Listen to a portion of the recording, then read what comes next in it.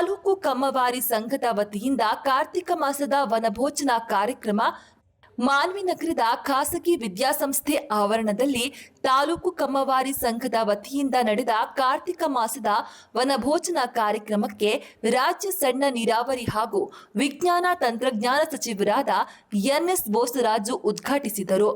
ಈ ವೇಳೆ ಮಾತನಾಡಿ, ತಾಲೂಕಿನಲ್ಲಿ ನಮ್ಮ ಸಮುದಾಯದವರು ಶಿಕ್ಷಣ ಹಾಗೂ ಕೃಷಿ ಸೇರಿದಂತೆ ವಿವಿಧ ರಂಗದಲ್ಲಿ ತಮ್ಮನ್ನ ತೊಡಗಿಸಿಕೊಂಡು ಅಭಿವೃದ್ಧಿ ಹೊಂದುವುದರೊಂದಿಗೆ ಈ ಭಾಗದಲ್ಲಿ ಶಾಲೆಗಳನ್ನು ಪ್ರಾರಂಭಿಸುವ ಮೂಲಕ ಶೈಕ್ಷಣಿಕ ಅಭಿವೃದ್ಧಿಗೆ ಹಾಗೂ ಕೃಷಿ ಕ್ಷೇತ್ರದ ಅಭಿವೃದ್ಧಿಗೆ ಶ್ರಮಿಸುತ್ತಿದ್ದಾರೆ. ಕಾರ್ತಿಕ ಮಾಸ ಅತ್ಯಂತ ಪವಿತ್ರವಾದ ಮಾಸವಾಗಿದ್ದು ಈ ಮಾಸದಲ್ಲಿ ಕಮ್ಮ ಸಮುದಾಯದವರು ಒಟ್ಟಿಗೆ ಸೇರಿ ಕಾರ್ತಿಕ ಮಾಸದ ವನಭೋಜನ ಕಾರ್ಯಕ್ರಮವನ್ನ ಹಮ್ಮಿಕೊಂಡಿರುವುದು ಉತ್ತಮವಾದ ಕಾರ್ಯವಾಗಿದ್ದು, ಕಮ್ಮ ಸಮುದಾಯದವರು ನಿರ್ಮಿಸುವ ಕಮ್ಮ ಸಮುದಾಯ ಭವನಕ್ಕೆ ಸರ್ಕಾರದಿಂದ ಅಭಿವೃದ್ಧಿ ಅನುದಾನದಲ್ಲಿ 20 ಲಕ್ಷ ಮಂಜೂರು ಮಾಡಿಸುವುದಾಗಿ ಭರವಸೆ ನೀಡಿದ್ರು.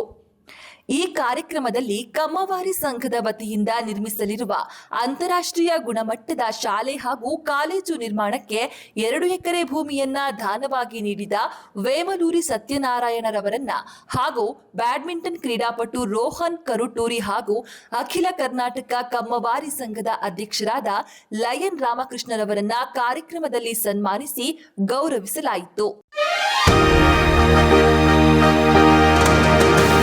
ಕೆಪಿಎಸ್ ಬ್ಯಾಂಕ್ ರಜತೋತ್ಸವ ಸಂಭ್ರಮಗಳು 25 ವರ್ಷದ ನಂಬಿಕೆ ಮತ್ತು ವಿಶ್ವಾಸ.